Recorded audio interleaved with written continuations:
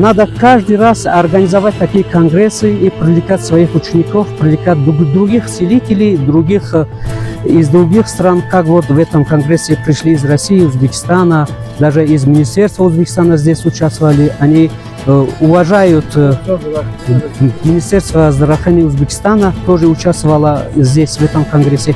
Они уважают. Я хочу сказать, что я как профессионал, как профессор своего дела, берегите свой позвоночник.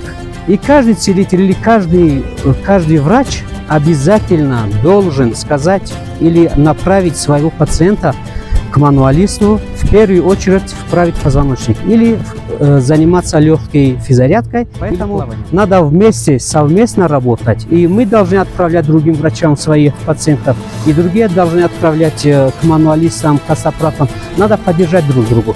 Надо жить дружно, мирно. Таджикистан в Апеш.